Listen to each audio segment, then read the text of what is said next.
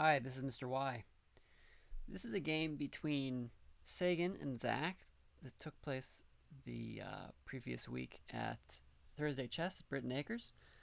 That was September 18th, 2014. Um, Sagan had the white pieces, Zach had the black pieces. Sagan started off with the queen pawn, um, and we saw the Collin system coming into effect. This is an opening that Um, a lot of people, not a lot, a few couple people have been playing at Britton Acres. I can't say I'm terribly fond of it because it allows Bishop D7. It allows White to develop this tremendously strong center. Um, you can see that White is controlling these four squares or fighting for these four squares, and Black is fighting for the same four squares. And um, you can see that these four squares are in Black's territory. So White has a space advantage, better development, um, more more control of the center. Um, White's pieces are going attacking through the center. Black's are attacking out towards the sides. Um, White's queen has possibilities. Black's queen is blocked in. Um, so this is in my opinion, a huge advantage for White. Um, Now, actually exploiting it may be challenging. There's a lot of arrows here, aren't there? But I'm not real thrilled with this opening. Anyway, so we're going to continue. Bishop c4 was played by Sagan. Nope, that's the wrong bishop. Bishop 2c4. There we go. Knight f6. And Sagan continues his classical development. Very nice development here. Always nice to see. Zach castles, Sagan castles, getting the kings to safety. Knight c6 was played, at least making some play towards the center. So we have, it's sort of a token attack at the center. Rook e1, developing the rook. Then we have d5. That just strikes me as a mistake. How many times is the pawn protected?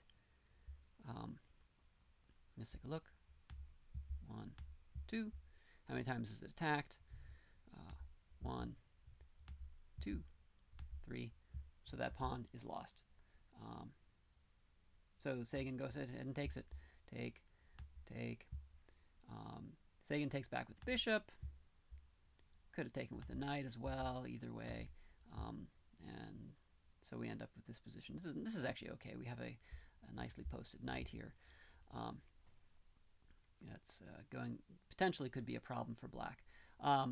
Turns out not so much. Bishop b4, and Sagan goes ahead and takes it off the board. All right.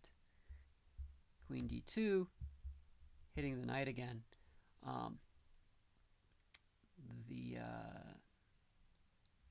Sagan centralizes the knight and attacks this bishop. It's only one attacker, it's defended, so it's not really a big deal. At this point, I would have liked to have seen c4 from Sagan, taking more control over the central squares and pushing this knight away. If he takes the bishop, say, then queen takes back, and White is definitely better. So if he goes somewhere else, then I think White is still better because we've got better development. Strong control of the center with these two pawns, and we have completed our development of our pieces. Instead, he chooses to move the bishop a second time. I guess it's not too early to do that. Attacking the queen. Queen has to make a decision. I would have liked to have seen this pawn come forward, gaining the tempo on the bishop. Now the bishop has to make a decision where to go, and we lose time. Instead, Zach simply retreated, giving Sagan the initiative. Let's see what happened next. Knight e5. So he's going after this bishop, I suppose. I think he's just, this is just very aggressive. Rook e8, and Sagan ignores that and goes ahead and takes the knight. Zach exchanges rooks, ceding the file. I didn't like that move. That was not an improvement for black. At this point, control of this file is contested. They're both fighting for it, and when you exchange the rooks, then the control of the open file has now gone completely to white. So better to leave it there. All right, queen d7. Queen takes d7. There we go. Rook e5. And again, I would have liked to have seen this pushing the knight away from the center, gaining control of the center, just better development overall. But he played this. This is actually a mistake. See if you can find out what's a tactical response to the move of the rook to e5. Pause your video if you need to. You should be able to spot this. Sagan did not. All right. If you found this, you win the prize. That forks these two pieces. And black is winning at this point. But that didn't happen. If for example, bishop takes and pawn takes, or maybe knight takes is probably better. Keeping these two pawns in front of the king, and now black is up a piece. But he instead, Zach just decides to defend the knight rather than counterattacking. What happens? Hold on. Let's take a look at this. If we attack that, take there. No, that doesn't work because that's already defended. Yeah. Okay. So yeah, this he didn't need to defend the knight, which is what he did here. Doesn't really do much good. All right. c4. Finally, Sagan played c4, which is a move I've been asking for a while, attacking the knight. And then rather than defending the knight, well, how do you defend the knight? You're going to have to move it to defend it, because defending it with a pawn doesn't work when you're attacking with a pawn, right? I mean, that sort of strikes me as a reasonable move. It's a perfectly legitimate square. Then it's threatening to, whoops, let's get rid of that. Threatening to hit this pawn, which forks the, I'm having trouble with my arrows, forks the rook and the queen. So that's a pretty strong threat. It's going to have to defend that in some way, probably something like, well, you can just do this, yeah, move that off, or you can defend the square itself. Anyway, he didn't do that. He actually said this, I'm going to let you take it. Sagan didn't understand what he said, but he took it anyway. Okay. And we have c takes again. And then rook e7, which I think caught Zach off guard. Queen a4,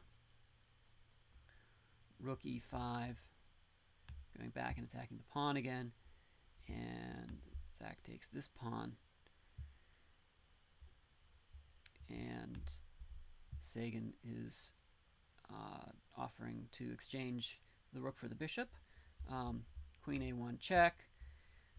Hoping, I think, for the queen dropping down. Instead, Sagan brings the rook down, and then queen has to retreat. Queen a6. Sagan takes the rook, king takes the bishop, and then Sagan missed a mate in 3.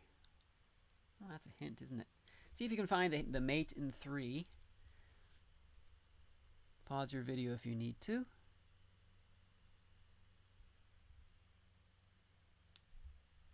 You spot that? Let's check. These two squares are protected by the rook. The king has to retreat. Right. Well, maybe he doesn't have to retreat. Another possibility is to bring the queen there.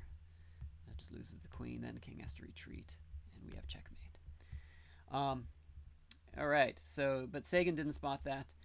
Um, he's up a rook. He's not going to lose this game unless he makes a blunder. But it's always best to finish games off quickly. Keeps you fresh for the next round. So now he's threatening checkmate here. Um, Although, to be honest, given what they said over the board, I don't think Sagan saw this because Zach moved that, preventing the checkmate. And Sagan asked, "Why did you do that?" And he took his queen. Um, well, why he did that was to prevent checkmate, Sagan. So there we go. Check, or takes the queen back. So now White's up a rook. G3. King G7. G4. Not sure what he's up to here. F5. G takes. G takes. Rook E5, forking the two pawns. King comes attacking the rook and protecting one of the pawns. Sagan takes. H5. Rook D6 check, forking the king and the pawn. King G5. Sagan takes the pawn. Now this pawn can walk. H4. D5. F4. D6. King G4. D7. And King F3. We have a queen. H3. This was a little disappointing. Queen G8. Don't know what's up with that, but all right. It's still eventually winning.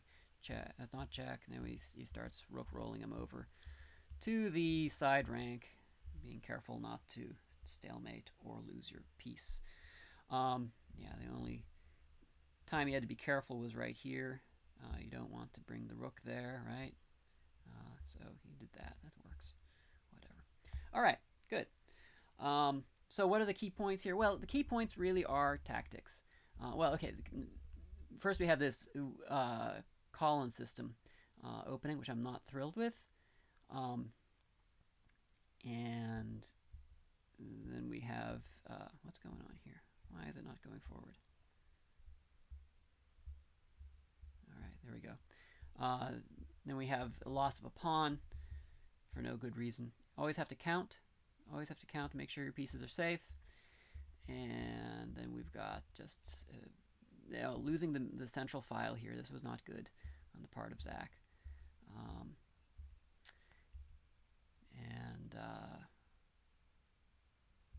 This is a missed fork. This was disappointing. All right. And then we have the missed mate in 3. All right. But Sagan won the game. All right. Good game, guys. There weren't any huge blunders, no mistakes. So I like seeing that. Fairly clean chess.